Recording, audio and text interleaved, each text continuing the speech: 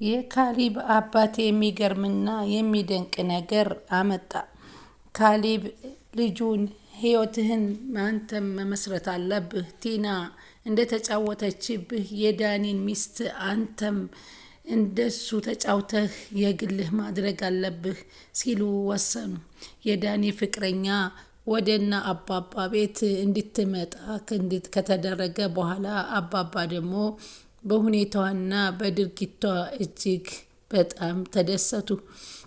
ካሊብ ይችን ልጅ አጥብቀህ መያዝ አለብህ።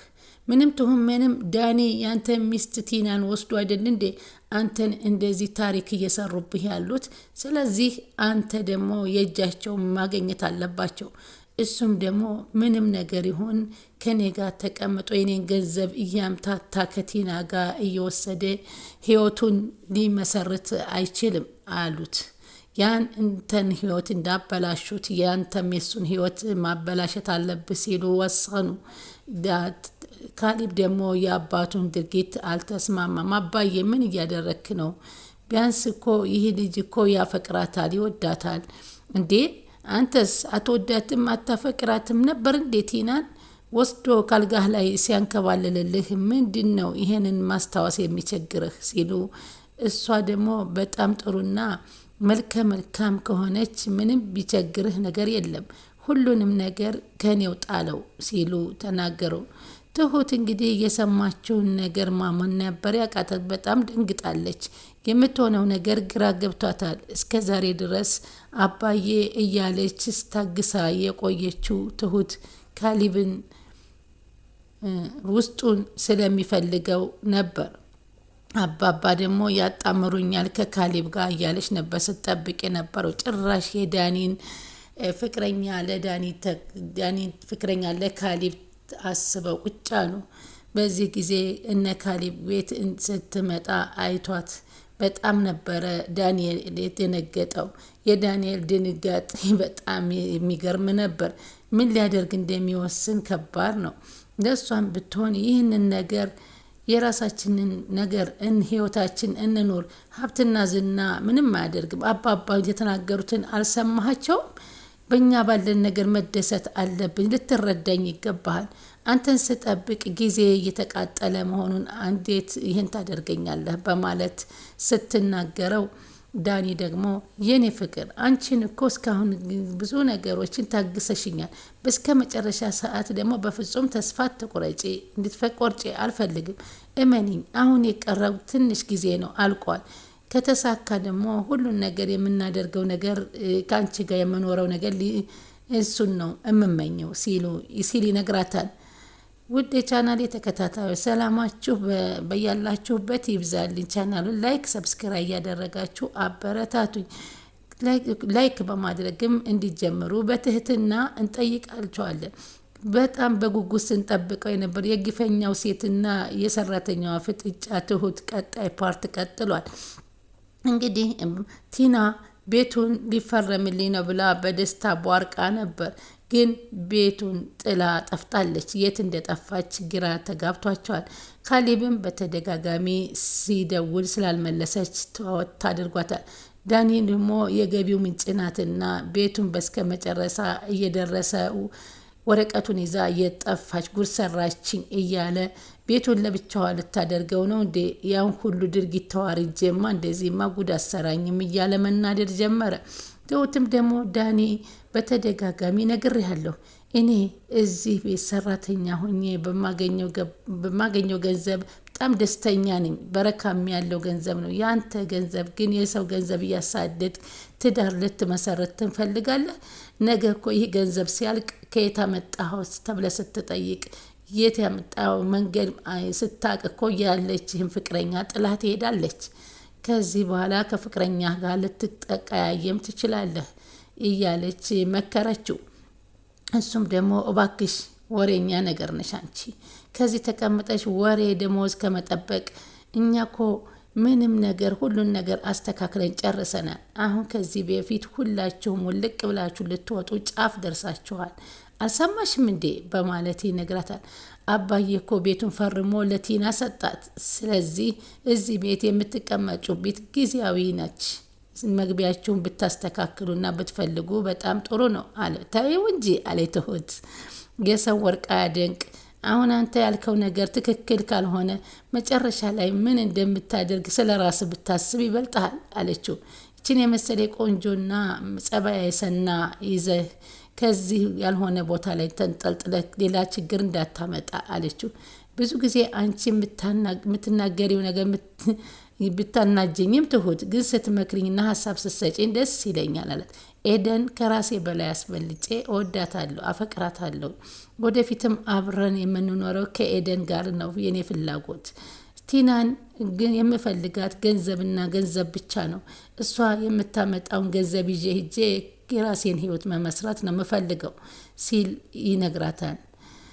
ቲናም ያሳካልህ፣ ሌላ ምን እልሃለሁ? በየደቂቃው እየመጣህ እኔን እዚህ አጨቅጭቀኝ፣ አትነግረ የእናንተን ነገር መጨረሻውን ለማየት እንደው ጓጉቸዋለሁ። ጥሩ ነገር እንደማይመጣ ግን አውቃለሁ አለችው። አባባም ወደ ካሌብን ይዞ ሄዶ ካሌብ የራስህ የግል ፍቅረኛ እንዲኖር ፈልጋለሁ ብሎ ድንገት ይሄን ነገር ሲነግረው፣ እንዴ አባዬ አንተ እየቀለድክ ነው እንዴ? የገባንበትን ነገር መጀመሪያ ሳንወጣ እንደዚህ አይነት ነገር እንዴት ታስባለህ አባ አለው። ምንም ቢሆንም እኮ ቲና ያደረገች ነገር ቀላል አይደለም፣ በጣም ከባድ ነው። አሁን የፍቺ ጥያቄ ገና አለብህ።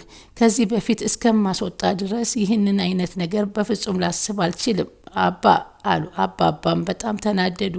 ቲናን ቢሆን በራሷ ጉዳይ እንጂ የተዋረደችው አሁን በሷ ቤት እኮ ቤቱን ፈርማን ያገኘነች መስሏታል። ሰጥቶኛል እያለች አለሟን እየቀጨች ነው። እኔ ግን የፈረምኩላት ፎርጂድ ወረቀት ላይ ነው። ይህንን ነገር ሁኔታውን ብታቅ ምን አይነት ስሜት እንደሚሰማት አታላወቀችም። የሰው ገንዘብ አያደንቅም። ምን ጊዜም የሰው ገንዘብ የሰው ገንዘብ ነው። ምንም ይሄን ይዛ መጓዝ አልነበረባትም በማለት እንግዲህ ይነግሩታል። በመጨረሻም በሚገርም ሁኔታ ካሌብም የአባቱን ሀሳብ ገድፎ ዳኒ ስልክ እያወራ ነበር እና ከኤደን ጋር የኔ ፍቅር የኔ ቆንጆ ወድሻለሁ እኮ እያለ ሲያቀማጥላት በስከ ጀርባ ሆኖ ደግሞ ካሌብ ሰምቶ እንዴት ብትወዳት ነው ግን ካሌብ፣ ቤተሰብ እኮ ክብር ነው፣ ለምን አምጥታ አታስተዋውቀንም አለው ማለት ነው። እንዴ ካሌብ እውነትህን ነው? አንደኛ ቲናም የለች፣ ሁለተኛ ደግሞ እኛን ለቲና የተፈጠረውን ነገር አንናገርም፣ እቤት ባለን ነገር እናስተናግዳችኋል። ስለዚህ አምጣና አስተዋውቀን እንጂ አባዬም እኮ ደስ ይለዋል ሲል ይነግረዋል። እሺ ብሎ ዳኒ ቃል ገባለትና ከኤደን ጋራ ተገጥንጋኙ። የኔ ቆንጆ የህቴ ባሌና ቤተሰቦቹ ሊተዋወቁሽ ይፈልጋሉ። በጣም ጥሩ ሰዎች ናቸው። ስለዚህ እነሱን እንድትተዋወቂ እፈልጋለሁ ሲል ይነግራታል። እሷም ኧረ በፍጹም አልሄድም፣ ድንገት እንደዚህ አይነት ነገር ታስባለህ ስትል ቢያንስ መዘጋጀት አለብኝ እኮ አለችው። አይ ችግር የለውም፣ የምትወጂኝና የምታፈቅሪኝ ከሆነ ሂደን መተዋወቅና መተዋወቅ ብቻ ነው። በጣም ጥሩ ቤተሰቦች ናቸው ብታይ። እህቴ ደግሞ ከቤተሰብ ጋር ወደ ክፍለ ሀገር ሄዳለች እና ማንም ቤት ውስጥ የለም ብሎ አሳመናት። እሷም እሺ ብላ ተስማማች። ከዛም እሱም ወደ ቤት ይዟት እየመጣ ያለ ካሌብ እና ትሁት እንግዲህ ትሁትን ገብተው አባባና ካሌብ እንግዳ ይመጣል ሲላት፣ ትልቅ እንግዳ ይመጣል ምግብ አዘጋጂ አላት። ማን ነው የሚመጣው ስትል የዳንኤል ፍቅረኛ ትመጣለች አሏት። ኧረ በዚህ ነው እሺ አቀራርባለሁኝ አዘጋጃለሁ። ግን እንዴት ያንተ ሚስት ሲያባልግ የነበረውን ሰውዬ ትንሽ ውለታና ፍረት የሚባል ነገር የለም እንዴ? እየሆነ ያለውን ነገር በጠቅላላ እኮ እናውቃለን። ግን ምን አይነት አይጣው ናቸው እነዚህ ሰዎች? እኛ ምን ቸገረን? እንደተጫወቱብን እኮ እንደቀለዱብን ልንቀልድባቸው ነው። ይህን ሀሳብ ያመጣው ደግሞ አባዬ ነው ስትል፣ እሺ ካሌብ ደስ ካለህ ችግር የለውም አዘጋጃለሁ አለችውና ዝግጅቷን ቀጠለች። አባባም ከካሌብ ጋር የመጀመሪያዋ ጊዜ የመጣች ጊዜ በጣም ወድሃታል አይደለ? የሆነች ደስ የምትል ልጅ ነገር ናት። ላንተ ነው የሚገባ። ዳኒ ቢወዳትም ደስ እሱ የሚፈልገው የኔን ገንዘብ ከቲና ጋር መኖር ስለሆነ ለሚስቱ ጥሩ ነገር ማድረግ የሚፈልግ ስለሆነ አንተ ደግሞ የኔን ገንዘብ ማግኘት ያለብህ አንተ ነህ። ስለዚህ እቺ ልጅ ደግሞ የሰው ገንዘብ ሰርቆ እስከሚያመጣ ድረስ አንጠብቅም፣ በራሳችን ነገር ተቻችለን እንኖር እያለች እየለመነችውም ነበር። እሱም ብዙም ነገር ስለሚፈልግ ከአባባ ነገ ዛሬ እንጋባለን እያል ጊዜ እያቃጠለባት ይገኛል። ኤደን አሁን ተስፋ እየቆረጠችና ከዚህ በኋላ ከዳኒ ያላት ቦታ እየራቀ ሄዷል። እሱም ግን ከቆይ ዛሬ ቆይ ነገ እያለ እያካለባት ይገኛል። እሷም ስማ አለችው፣ ዳኒ እኔ አሁን ሌላ ባገባ አንተ እንዴት ነው የምትሆነው ስትጠየቂው፣ አንቺ ያገባሽውን ባል ገድዬ እኔ እጄን እስር ቤት እሰጣለሁ አላት። በጣም ደነገጠች። ቆይ ምን አስበሽ ነው እኔን እንደዚህ አይነት ነገር ከቤት አስወጥተሽ ጥለሽ ከአባዬ ጋር ምን እያወራችሁ ነበር አላት። ኧረ ምንም አላወራንም አለችው። አንተን እየቦጨቅነ ነበረ ስትለው ሳቃለች። አባባ ከሚባለው በላይ ኤደንን ወዷታል። የወደዳትም ለካሊብ ቁጫኑንና በቀሉን እንዲወጣባት ስላየ የቲናን ጉዳይ በቶሎ ጨርሰን እሱንም አሳብደን የእሱም ሚስት ወደ አንተ አድርገን ምን ያህል እንደሆነ ስሜቱ እንዲረዱ ትፈልጋለሁ ነበር ያሉት። ዳኒ ደግሞ ፈጽሞ ቲናን እንደማይወዳት እርግጠኛ ነኝ። ገንዘብና ገንዘብ ብቻ ነው። እሷ ደግሞ ሲበዛ ዳኒን ታፈቅረዋለች። እነሱ ተያይዘው ጦርነቱን ከፍተውታል። አንተ ግን የወሰዱብህን ነገር ብቻ መመለስ አለብህ ብለው አባባ መከሩት። ካሊብም እጅግ አስተማሪ የሆነ ነገር ምክር ሰጧቸው። ከዛ በኋላ ትሁቴ ለአባባ የጆሃ ይዛ መታ ስታስታጥበው እያለች አየሽ ትሁት፣ ሴቶች አንዳንድ ጊዜ የሰውን ገንዘብ በማሳደድ የነሱ ያልሆነውን ለማግኘት ጊዜያቸውን ያቃጥላሉ። አንዳንድ ሰዎች ደግሞ መልካም ሰዎች ደግሞ ባለን ነገር ተብቃቅተን ትዳራችን እንያዝ፣ ህይወታችን እንመስርት፣ ትዳራችን ይሙቅ ይላሉ። ያን ሰው ወደ በረከት ይስቡታል። አሁንም ይቺ ልጅ ጥሩና በጣም የዋህ ነገር ነች። ግን እሱ ነገ ዛሬ እያለ ጊዜዋን እያቃጠለባት ነው። እየወደደችውና እያፈቀረችው፣ እሱም እየወደደና እያፈቀረች ባለመግባባት ሊለያዩ ነው። እና ይህ አባዬ ምን ስትል አሰብከው አለች ትሁቴ። ትሁቴ እስካሁን ለአባባ ያላት ቦታ ቢሆንም ከካሊብ ጋር መጣመር ሲገባው አባባ የዳኒ ሚስት መቀማቱ በጣም ከባድ ነው። እንግዲህ እንዲህ አይነት ጉዳይ አምጥተው ሀሳብ ደግሞ ሰጥተዋል። ቲናም ከሄደችበት ቦታ ሀገር ስመጣ ዳኒ ፍቅረኛ ነው ብላ ስትል ፍቅረኛው እዛ ቤት እንዳስተዋወቀ ስትሰማ ምን ልትል ትችላለች የሚለውን እጅጉን በጣም ያጓጓል ማለት ነው።